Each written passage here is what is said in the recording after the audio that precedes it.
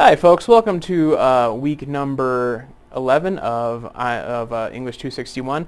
This week we're going to go through the poems, and then once we've covered those, I'll kind of talk about what you need to do for the next module. This week we're discussing the last of the modernists, and as I said before last week, these aren't all necessarily modernists in the strictest, most modernist sense. To some extent, they are just kind of mid-century American poets from a variety of different schools and a variety of different perspectives, but I kind of lump them in under the modernists because modernists was kind of historically speaking the dominant mode of the time period. So the first one I want to talk about is County Cullen and his poem Heritage. And County Cullen was a children's writer as well as a poet, and later on in his life he was pretty extensively a playwright. And he was a part of the Harlem Renaissance in the same way, and as well as Langston Hughes was, and as well as another number of other black writers in New York City at the time. And County Cullen is interesting, especially, and I think this kind of plays out very well in Heritage because his ethnic identity is mixed. He has a both white and black parentage, and it does play out very much in the idea of heritage in the sense, too, of that he's not necessarily clear which world he entirely fits in. And I think that that's one of the things that's in Heritage here. You'll also notice that Heritage is written to a man named Harold Jackman. County Cullen, despite the fact he was married, carried on affairs with men for a number of years of his life, and it's very likely he was gay or bisexual. And Harold Jackman was one of the men he was having affairs with. So to some extent, there are a lot of identity issues at play in the work of County Cullen. There's the ethnic identity and the racial identity, but there's also sexual identity issues as well. And I think that that kind of plays out here to some extent in more subtle ways maybe than the ethnic identity issues in Heritage. But if you take a look at Heritage, you'll see there's this real questioning of what Africa means to someone who is part white and also grew up in the United States so far away from this. And it's kind of questioning, what is Africa to me? What is my connection to Africa? Do I have a connection to Africa? Is it something more than blood? Is there something deeper here? And then he also talks about his connection to white culture, where he talks about the idea of being civilized, and the fact that his hair, crowned with dark rebellious hair, that it doesn't fit with the rest of the people around him, and the difficulties with that. And it's kind of a really interesting question of where do I actually fit, given the fact that I don't feel a strong, powerful connection to my African heritage, but at the same time I don't fit in this white heritage or the white world or the Western world either. And not welcome here. I don't feel like I'm welcome in these traditions. And at the same time, I don't have a connection to my racial heritage either. So there's a real kind of question about who he is here and what he's meant to connect to. And that's what kind of plays out pretty significantly in a lot of County Cullen's work. And I think it's very interesting and kind of interesting to play with and look at here, because it really reflects just how difficult it is to place yourself in a culture that doesn't actually care about you, but you also don't have a connection to the culture that people associate you with as well. And I think that's kind of an interesting thing to take a look at here. Moving from County Cullen to Robert Penn Warren, who was in fact Robert Penn Warren was kind of one of the great figures of Southern arts and letters. He was kind of that Southern statesman type figure, and he was a Southern Democrat type, and he was really interested in things like the Kennedys, and he was a kind of old Southern Democrat and kind of a statesman figure. He was a poet, he was a novelist, he was a literary critic, he was one of the new critics, so he knew John Crowe Ransom, and they agreed in things. And I think to some extent when you read Nat's Macedon, you'll actually notice there's similarities between John Crowe Ransom and Warren. I ultimately think Warren is the more effective writer between the two, but Warren, you can kind of see that there's not a particular time frame or social event this is timed to. It's very timeless in the sense of it's the question of learning how to appreciate God in the midst of the sea and all of these kinds of things. In appreciating God and the relationship of the world around you and things and your connection to them, and also trying to find God through the world. And I think that it's kind of very there's a lot of lovely imagery in the poem, but it all kind of builds up to this idea that these are the ways we have to try and find and to appreciate and believe in God, is through our experience of the world. And that's a very, very timeless idea. It's not tied to anything in particular. So, for example, I think the closest you kind of get to placing a time period long since the moon sank and the English finished fornicating their catches, as soon as we landed on Plymouth. I mean, I think that's kind of what that references to. But there's just some really lovely imagery here. The drowned cat, and then the evening swell kept nudging the piles of the pier, and it seemed to want to climb out and lick itself dry. Now floats three. I mean, there's just kind of lovely kind of images in specific ways of describing the water and the ships on it and things like that, and appreciating that and trying to find some sort of meaning in that that's higher. And I think that's kind of what he's getting at there. But it's a really great example, and if you're ever interested in reading kind of a valorization of the Kennedys, read Brother to Dragons by Robert Penn Warren, which is kind of what that's very much about. After that, we have W.H. Auden. Auden was an English poet. He was a very, very well-known stylist and kind of very technical poet, and he wrote about politics, morality, love, and religion. He was also a close friend of Christopher Isherwood, the English novelist, and they were kind of part of their own kind of mid-century, early 20th century, mid-century kind of English writing clique. And if you take a look at there's as I walked out one evening, you can kind of see the very kind of technical structure of this. It's very, very controlled. It's very, very precise. It's not a wild, loose poem. It's very kind of got formal elements to it, and but at the same time, it also has kind of a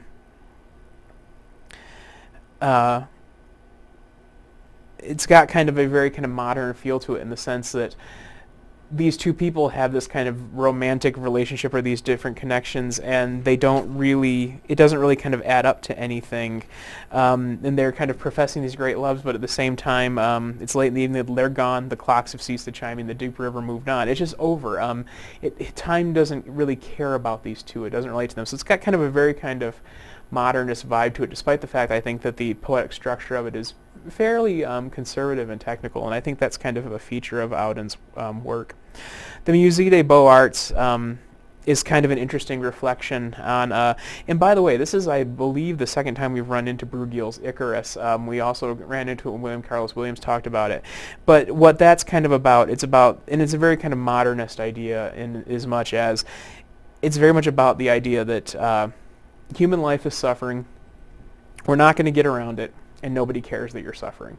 It's a very kind of, this is the world as it is, this is the unhappiness, this is the suffering you have to deal with, and ultimately it does not particularly matter to the world, and it is not particularly heroic, it's just ultimately the reality of what we are. And it's a very kind of modernist, kind of depressing ideal to some extent. I had an instructor in college who, in my PhD program, who actually made an interesting argument that one of the real aesthetic qualities of modernism is an interest in failure. Partly they're interested in failure not because they believe in failure as an end goal, but they always wanted to point out the way the world was kind of failing itself and the way people were failing each other, and that failure in the aesthetic quality of something or in the meaning of something in some ways reflects what needs to be saved or what needs to be changed. And I think to some extent there's a bit of truth in that. I think it's probably the most useful way I've ever found of reading Samuel Beckett, but it's neither here nor there. But I think in Auden we definitely get a sense of his stylistic ability, but also his kind of very modern ideas and relationship and thinking about the world. You love art, but ultimately art reveals that life is suffering, and that's what the masters teach us. And I think that's kind of interesting to kind of, not interesting so much as it makes you happy, but it's very much telling of the modernist kind of thinking. And the next poet we're going to read is Theodor Roethke. Theodor Roethke was probably... he was a very kind of introspective imagist, loved natural imagery, very kind of natural language in his work, and had very kind of just some wonderful things with rhythm. He was also an extremely well-known poetry teacher and extremely well-regarded, and as a matter of fact, 3 of his students actually went on to win Pulitzer Prizes. And generally speaking, among a lot of poets, he's ranked up there as one of the 20th century's best poet. He was American. I'm a fan of him partly because he was from Saginaw, Michigan, which was not wildly far from where I grew up as a kid. And I think that there's a kind of blue-collar beauty and honesty to Roethke's work that I think feels very Midwestern and very Michigan. And I think My Papa's Waltz is the poem I had you read, and it's kind of the classic Roethke poem. And I think once you read it, you get a really strong sense of why that's the case.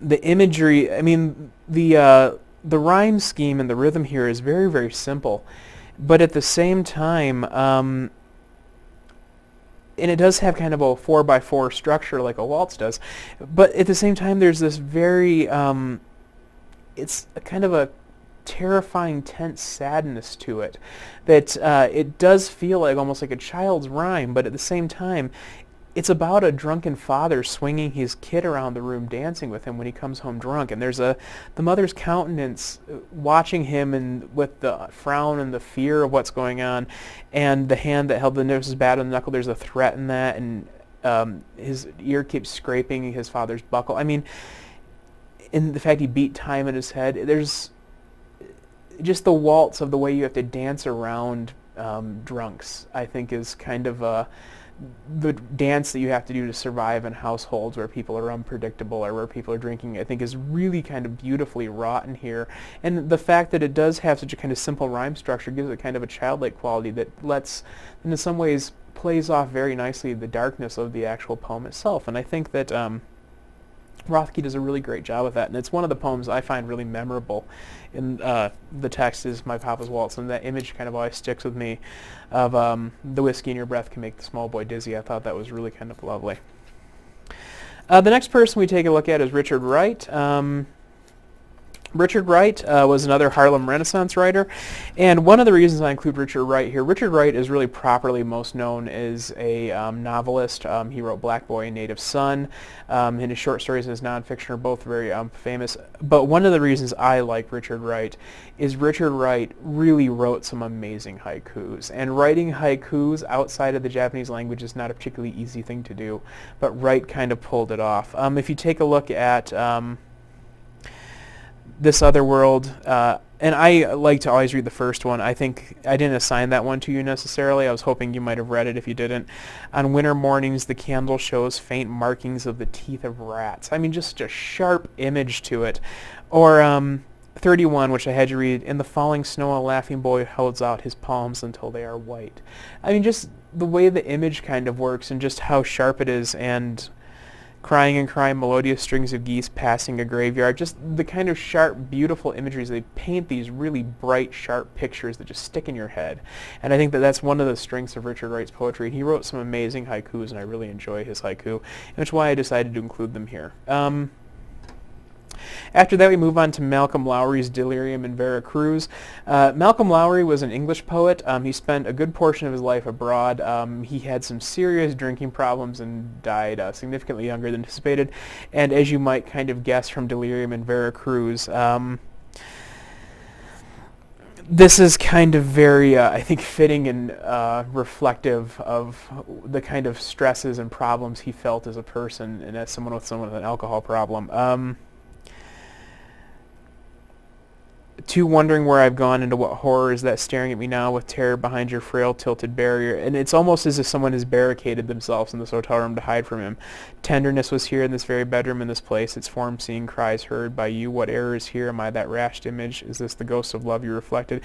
It really feels like it has the quality, it's almost a beautiful description of a drunken lover's quarrel in a hotel room where one person is hiding in the bathroom and the other one is destroying the hotel room because he's drunk and angry and something of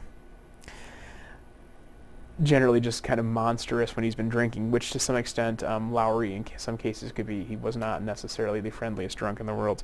And I do kind of love the it starts with this very kind of in the middle you get this kind of elaborate abstraction of what happens, then it gets down into just the very nitty-gritty particles before it gets to the very end. Bill, $50. Just the flat, this is the ultimate result of what you did. You can justify whatever kind of high-minded terms you want or whatever high-minded language you want, but at the end, what you did was you got drunk and destroyed a hotel room. And there's kind of a very kind of strong sense of what delirium really is, which is your false interpretation of the actual situation as it's viewed from an outside party. And the outside party would just see you're a drunk mess of destroying a hotel room and threatening somebody. And I think that it's very kind of effective in kind of illustrating that and kind of reflective of what people have to deal with, and especially when they live with drunks or deal with drunks, what they have to go through. Elizabeth Bishop is the next one. Elizabeth Bishop is a fantastic poet. generally speaking, considered one of the finest of the 20th century, kind of right there with Rothke.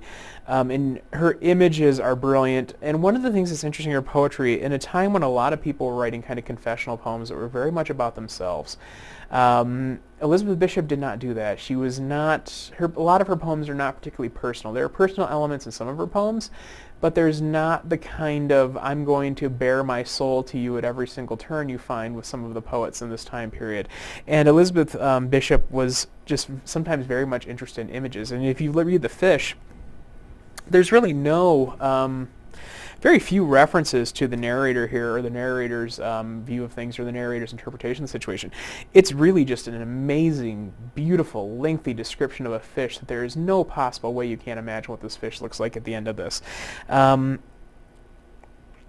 Just look at the, on 45, I admired his sullen face, the mechanism of his jaw, and then I saw that from his lower lip, if you could call it a lip, grim, wet, and weapon-like, hung 5 old pieces of fish line and 4 and a wire leader with a swivel still attached, while their 5 big hooks grown firmly in his mouth. There's just this really sharp imagery here, and the dramatic reds and blacks of his shiny entrails and the pink swing bladder like a big peony. Just beautiful lines the way she crafts them. And Elizabeth Bishop is, if you ever want to find in someone who just writes an amazing, sharp, precise, almost photographic images, you're not going to find much better than Elizabeth Bishop.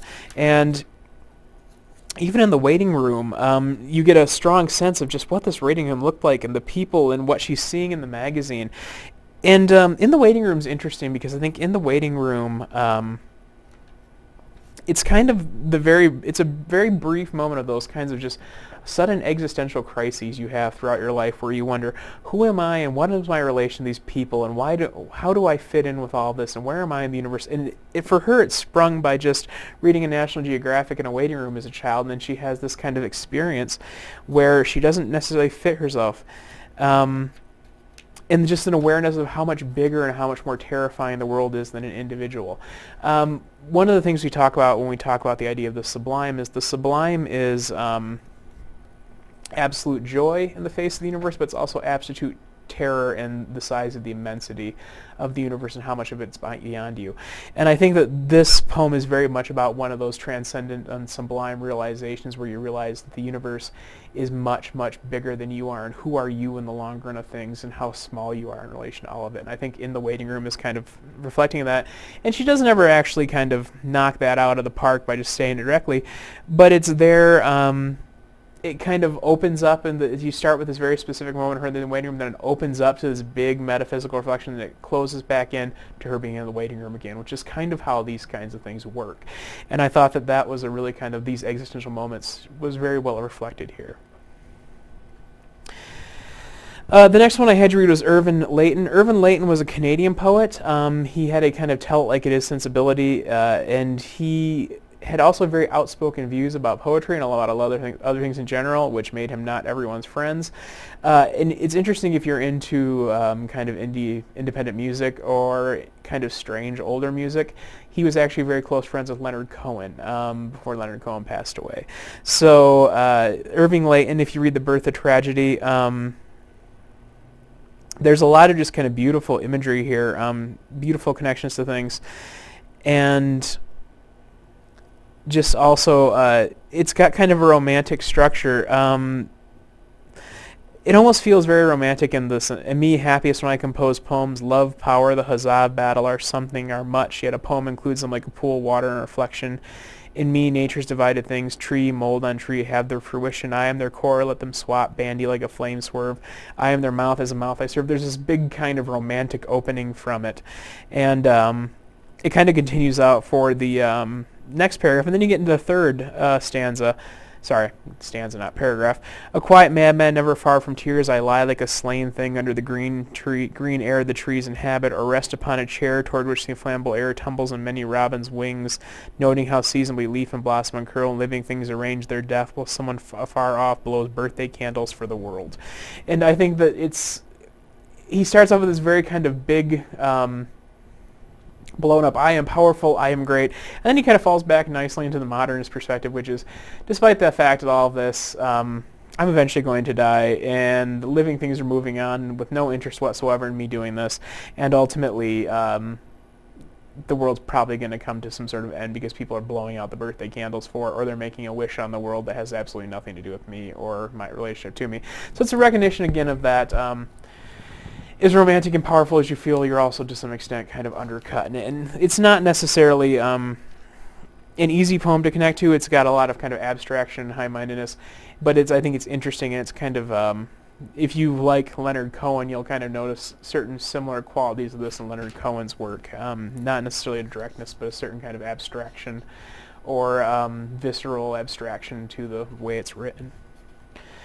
After that, we come to John Berryman, and John Berryman was one of the classic confessional poets, in which by confessional poet what's meant is that John Berryman, basically the main subject of John Berryman's poetry was John Berryman and John Berryman's life and the people John Berryman knew. The confessional poets, of which Sylvia Plath was one, kind of a confessional style, are very much interested in exploring their own pain and their own stories and their own meanings and their own happinesses and those of the people around them, but they use their own life's material as the source, and they don't necessarily make a lot of effort to hide it in some cases. And if you read A Sympathy, a Welcome, you can kind of feel that there's a very kind of stream of conscious quality to the confessional writing of John Berryman. So, feel for your bad fall, how could I fail, poor Paul, who had it so good? I can offer you only this world like a knife. You'll get to know your mother, and humorless as you do, you will laugh, and all the others will not be fierce to you, and loverhood will swing your soul like a broken bell. Deep in a forsaken wood, poor Paul, whose wild bad father loves you well. There's just kind of it's very personal, like you feel like this is probably being written about someone or it's being spoken to another person, and you also get the sense it's kind of very stream of consciousness, it just kind of flows, and that's something we're going to pick up and notice in the beats, because in some ways the beats are drawn very heavily in the confessional poets. So there's that one. Also by John Berryman, 14 and 29. And this is one where you kind of get a sense of Berryman kind of writing about himself and just kind of reflecting on who he is, and to some extent, I mean, there's a navel-gazing quality to a lot of confessional poetry. Not necessarily in a bad way, but there's definitely some navel-gazing going on here. Life, friends, is boring, we must not say so. After all, the sky flashes, the great sea yearns, we ourselves flash and yearn him over. My mother told me as a boy repeatedly, ever to confess you're bored means you have no inner resources. I conclude now I have no inner resources because I'm heavy bored. I mean, there's just kind of... And one of the things I do think the confessionalists do at their absolute best is almost like listening to a really good Smiths song. If you're not a fan of the Smiths, they're an interesting kind of Irish rock band. They're very kind of romantic and also very kind of moody, but at the same time they recognize just how ridiculous their own moodiness is. And I feel like at the absolute best, the confessional poets were able to sort out, they had a good poke of fun at themselves. And Berryman, I think in his best moments kind of does that, like that line here, I conclude now I have no inner resources because I am heavy bored. And I think that it's just kind of, there's a certain self-importance that you can run into in confessional poetry, and I think the absolute best confessional poets also have the good sense to undercut that every now and then to kind of make it so, just to realize, like, yeah, I do to some extent realize I'm somewhat narcissistic and full of shit. And I think that Berryman kind of does that very effectively here in some of these lines.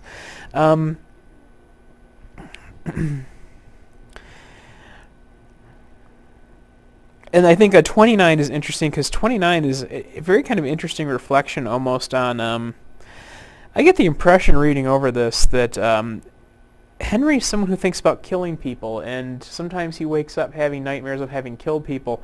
Pleased to find that was not the case, and it's just kind of an interesting reflection on what would your life be like if you were someone who regularly dreamed that you murdered a whole bunch of people and then you wake up and realize that's not something you did, but what would you begin to think of yourself after a while if that was something you thought of yourself? And that was the impression I got away from it, and I think it's a kind of a dark kind of thinking, but I think it's an interesting kind of thought question, which sometimes the confessionalists would do. They would just kind of write something that kind of popped in their heads, and they'd have a poem that would be about that. And I thought it was kind of an interesting little, almost a horrific kind of koan to some degree. So Randall Jarrell is he's also another American poet. One of the things about Jarrell is Jarrell always kind of said he wanted his poems to feel speech-like. So he almost his poems tend to feel like he's telling someone something. There feels like there's an implied audience here, and I think that's a speech structure. He also wrote quite a bit about World War II, and he was close friends with Hannah Arendt, who wrote some very interesting books about fascism and how fascist structures arise. And but Jarrell taught at University of Texas Austin. He was kind of wild at times, very interesting. But 90 North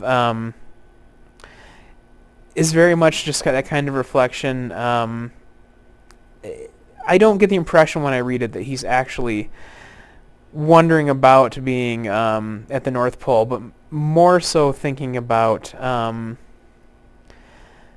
the idea of that kind of what's it's like to be isolated in such a dark, kind of lonely place. And there, to some extent, he may have been at the North Pole, but I think that there's more to it than that. And I really kind of like the last stanza here. I wrung from the darkness that the darkness flung me, as worthless as ignorance. Nothing comes from nothing, the darkness from the darkness. Pain comes from the darkness, we call it wisdom. It is pain. There's a kind of very anti-romantic undercut to this poem, because had this been written by a romantic, this would have been an epic poem of traveling to the North Pole and man conquering the elements and defining themselves and seeing the world in brand new ways. And with Jarrell, what you get is Jarrell kind of goes through this, describes the experience, and said, it's ultimately kind of meaningless and awful to be up here. And there's no great wisdom, there's no great meaning behind this. This is uncomfortable, and pain is pain. And I think one of the reasons I like this idea is we have this belief, I think in general, artists have this belief in particular, that somehow, and I think a lot of people have this belief, that cruelty is, that suffering is somehow refining, it somehow makes us better people. And ultimately, I think that one of the things that Jarrell's pointing out here is pain does not make you smarter, does not make you wise, it's just pain. It just hurts. There's nothing good about it. There's nothing particularly redeeming about it. Suffering is suffering no matter what. And I really kind of like the fact he just kind of undercuts that. And it's a very modernist notion to just say, no, suffering is suffering. There's nothing deeper here. And sometimes, one of the things I really enjoy about Randall Jarrell's poetry is Jarrell has these really great moments where he just kind of drops a ball on the end of the story, where it seems like it's just kind of this romantic build-up, and there's this kind of really great beautiful imagery, and then all of a sudden he just kind of drops something at the end like a hammer. And I think that he does that here, and we call it wisdom. It is pain. There's just it cuts the kind of romance of some of the descriptions that come before it. And I think the same thing happens in The Death of a Ball Turret Gunner, which was actually the first poem I discovered by Randall Jarrell, and it's from my mother's sleep I fell into the state, and the state of course being the military and the government, and I hunched in its belly till my wet fur froze 6 miles from earth, loosed from its dream of life. I woke to black flak and the nightmare fighters. When I died they washed me out of the turret with a hose. What a drop on the end from kind of figurative language to the idea of my body was so messed up they sprayed me out with a hose. That's a kind of hammer drop at the end of that poem, and I think that Jarrell does that quite a bit, and it's something I like about his work, because in some ways very similar to what Winfred Owen what Owen did, where Owen kind of undercut the beauty of war. Jarrell does the same thing with these kind of just blunt statements about how awful things can be, and I think it's kind of very effective and powerful in the long run. So after this we go on to Dylan Thomas. And Dylan Thomas, he's a famous Welsh poet, and one of the things that he kind of was famous for was he performed his work on the BBC, which kind of gave him some popularity worldwide because he was heard on radio quite a bit. And he ultimately died young, unfortunately, but he has some very, very beautiful poems. The Hand That Signed the Paper is very much kind of social discontent poem, and also a reflection of power and how power kind of works. And the hand that signed the paper fell the city, 5 sovereign fingers taxed the breath, double the globe of dead and half the country, these 5 kings did a king to death. I mean, it's got kind of almost a old style ballad structure to it, or an old style kind of limerick fairy tale kind of structure to it, but at the same time it's about very kind of deep ideas about famine and culture and how societies kind of fall apart and how power kind of works. And I think that at the end you kind of get that really interesting line: a hand rules pity as a hand rules heaven, hands have no tears to flow, which is basically saying that the hands of power don't cry. They don't feel bad for people. They make their decisions, and ultimately the individual suffers for them. And I think that that's kind of it's a really kind of interesting idea. And I think there's kind of a rebellious spirit or a resistant spirit to Thomas's work, and I think that doesn't come out any more powerfully than "Do Not Go Gentle into That Good Night," which is actually kind of a famous poem. Do not go gentle in that good night, old age burn and rave at the close of day, rage, rage against the dying of the light, though wise men at their dark ends, wise men at their end know dark is right, because their words had forked no lightning they, do not go gentle in that good night. And it's really about fight. Don't give up. Keep fighting until the day you die. Don't go gently into the death. Don't sit quietly and passively through your existence. Live to the most maximum ability that you can.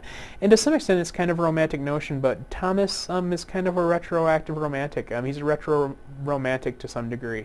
He's not as fallen into the kind of modernist perspective of everything doesn't matter. And he still believes there are things to fight for. And he does have modernist sentiment, but there's also a lot of romantic sentiment in his work as well, which I've always kind of liked about Thomas. And I think that it was something that was kind of significantly different to what was necessarily being done in this time period. Okay, so after that we get to Gwendolyn Brooks. And Gwendolyn Brooks was the first black woman to win a Pulitzer Prize for poetry. She wrote about the lives and the trials kind of faced by people in black communities in Chicago. And one of the things you can kind of really see this heavily in Kitchenette Building and also in Real Cool is one of the things that happened in the mid-20th century was what was called the Northern Migration. And what that was blacks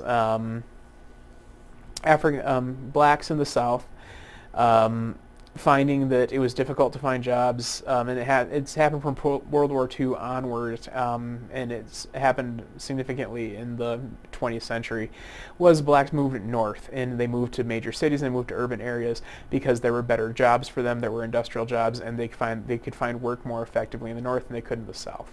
And that was very much kind of, and also to some extent they were definitely getting away from persecution, persecution of the Jim Crow laws and the segregation that they were facing in the South, because that stuff didn't really exist in the North. So that was part of the push for the Northern Migration.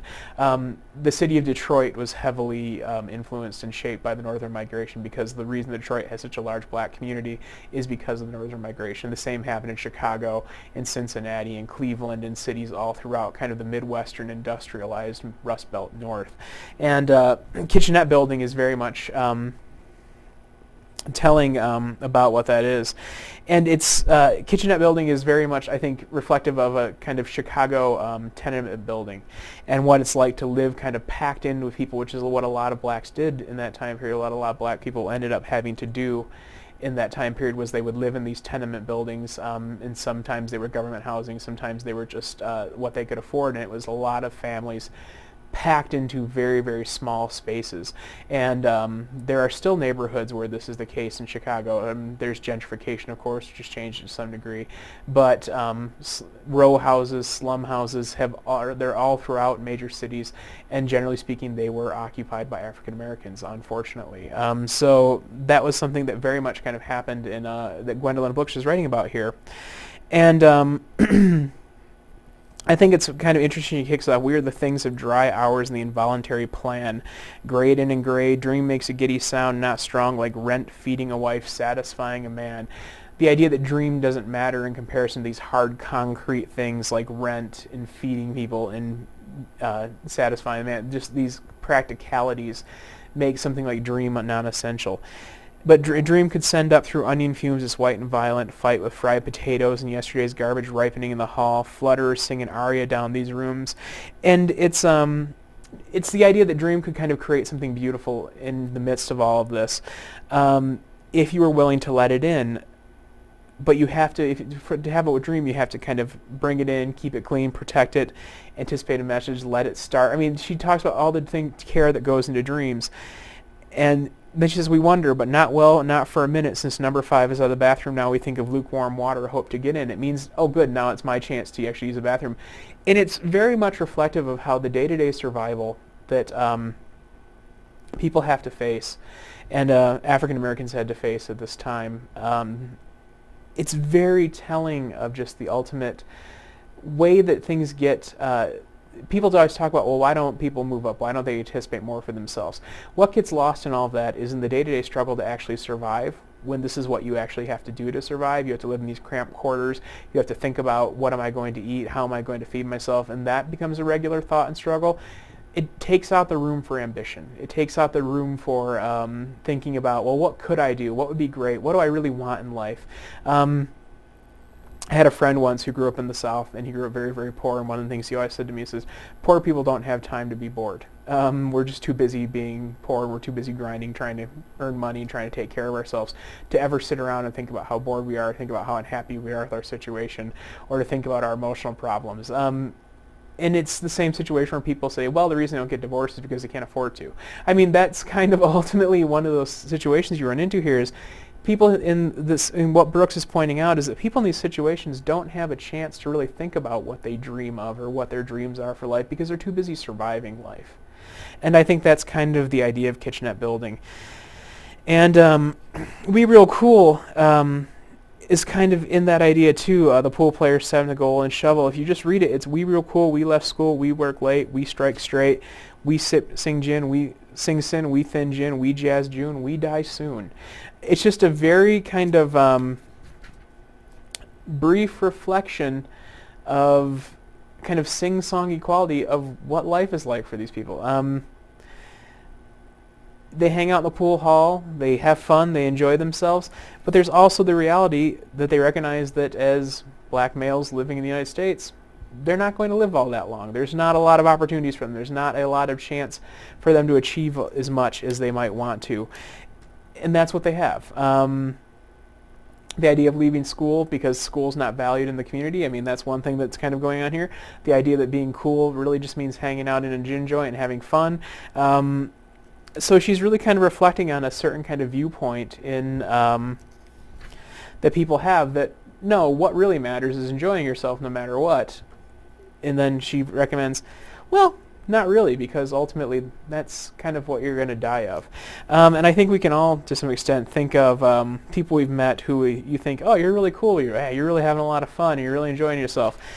And then you hit about 40, and you just kind of look at those people, and you're like, you're a train wreck in the walking. And I think that that's kind of what she's talking about here, in a very kind of sharp, concise way of thinking, just because you think this is cool now when you're a kid, or just because you think that school didn't matter, just think about what's coming next, which is the part when this stops being funny, the part when this stops being cute.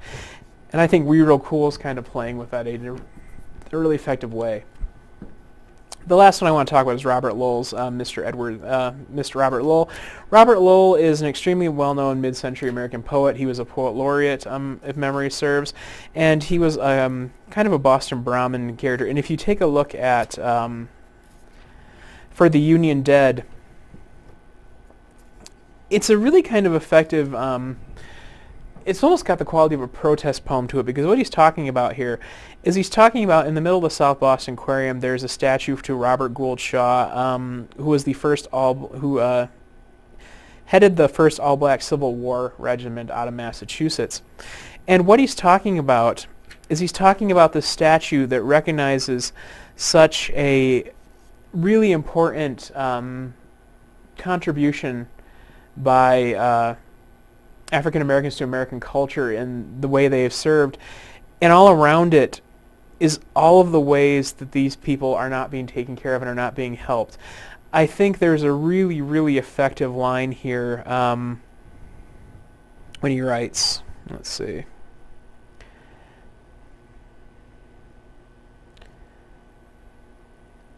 Yeah, if you take a look at 54, the ditch is near. There are no statues for the last war here on Boylston Street.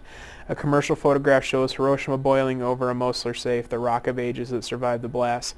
Space is nearer when I crouch to my television set. The drained faces of Negro school children rise like balloons.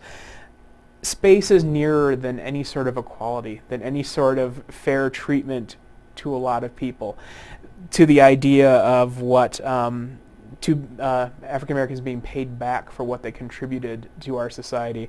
Space is a nearer idea to that. Nuclear war is nearer to that. And just this kind of Colonel Shaw is riding on his bubble. He waits for the blessed break. The aquarium is gone everywhere. Giant fin cars nodes forward like fish. A savage servility lies by in Greece. That savage servility, I think, is a really interesting line because it really points out how people really kind of operate, and it kind of, in some ways, makes me think of the idea that a savage servility, there's an anger in the way people kind of fall in line with society, and there's an anger in which there's a way we expect that people are just going to play their part no matter whether it's the part they want to play or not, and it creates this strong sense of resentment. And I think he's talking about Colonel Shaw here riding in his bubble. He waits for the blessed break, and what that break I think he's waiting for is the anger of African Americans to resist the treatment and to fight back against the way they've been treated, and that savage servility is what's expected of them.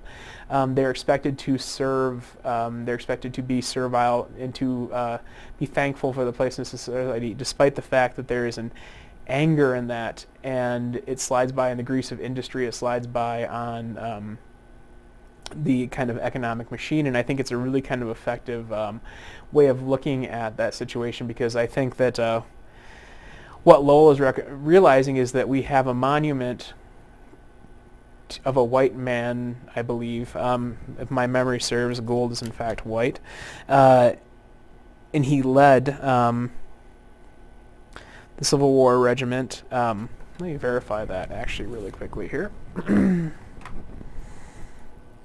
probably should have looked this up earlier today, but I didn't quite have a chance to before I came into work.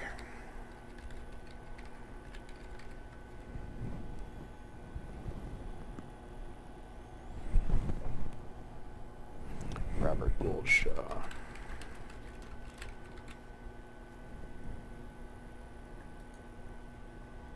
Yep. So I think what he's kind of pointing out is there's a kind of ridiculous notion here that the monument to the first African American regiment, or the first black regiment in the Civil War, the statue is a white man. And I think that there's the question when he has Colonel Shaw is riding on his bubble. He waits for the blessed break. The break is the anger of the people who've been misrepresented and been pushed down all this time, which are the soldiers who fought under him. And I think there's a really kind of effectiveness, that idea of savage servility, is that there's a recognition in Lowell's poem that the expected thankfulness that white people expect black people to have for their place in society is just builds resentment. They expect that, well, this is what you have, you should be thankful for that much. The fact that you constantly tell people that and expect them to be servile, there's something lurking underneath that servility, because they realize what they're not being offered, they're not being given. And I think that Lowell does a very, very effective job of pointing that out. And I think that the statue of Gould Shaw, I think, is very, very fitting and telling of what that situation really is. It's almost one of those situations where, well, you thank someone for not oppressing someone, which is kind of ridiculous, as opposed to thanking the people who were oppressed for fighting back or doing something like that. It's like, well, thank you for not oppressing. It would almost be like thanking Lyndon Johnson for entertaining Martin Luther King. I think that would be kind of what would be the type of move here, and I think that was kind of what Lowell was getting at in this one. I think it's sharp and effectively realized. So, as far as what I need you to do for this week, if you go ahead, and I dropped the module down, unfortunately, but I can just kind of tell you, you need to go ahead and critique the blank verse poems. That's the first thing you should be working on. I assigned the peer reviews for those the other day. The other thing you need to do is, this week's poem is a cento and a cut-up. and it's your choice of the two. What a cento is a cento is a poem composed of other poems. So you take lines from different poems and you kind of juxtapose them to create a new poem that has a different kind of meaning from the original. Or you can do a cut-up, which is you kind of find ways to randomize word choices so you can kind of produce a poem that varies between the two different pieces, that kind of creates meaning out of words that would be disparate or non-connected. And the cut-up actually, the people you'll be reading this week are the Beats, and the cut-up was really kind of perfected by William S. Burroughs. It's kind of what he's famous for. So when you're reading Burroughs' poems, realize you're reading cut-ups. And what he used to do is he would actually he kind of cut random bits out of newspaper articles and then rearrange them to see what meanings he can make out of them. And that's what a cut-up is. So you could do a cento or you could do a cut-up. I do recommend, and just for the fun of the rest of us, to let us know what source materials you were pulling from, or let us know what your method was for kind of creating randomness if you decide to do that. In the past, I've done things like I've turned on a random word generator, I pulled out 30 words and I've created a haiku out of them. I mean, there's all kinds of different ways you can do cut-ups. There's all kinds of different ways you can do centos. I actually wrote a cento once that was actually juxtapositions of lines from T.S. Eliot's The Wasteland with lines from Alan Moore's The Watchmen. And surprisingly, it was very hard to tell who was who at the end of the thing. It was an interesting read. So there's different ways you can kind of play around with that. Just have fun with it, ultimately, I suggest. Also this week I'm asking you to read the assignment for poetry analysis paper number 2. I'm in the process of grading those. It should be wrapped up hopefully by the end of this week or next week. One thing I am noticing that I'll just mention going forward is some of you are forgetting to really analyze the structure of the poems and how that ties into the meaning of the poems. So you might just describe the structure, but then you don't really do anything with it. I think describing the structure of the poem is an important part of this, but also so is kind of connecting to how that works in relation to conveying the poem's theme, because that should be part of your analysis as well. So if you have any questions or concerns, please let me know. Otherwise, take care, be well, and I will talk to you folks again in 7 days.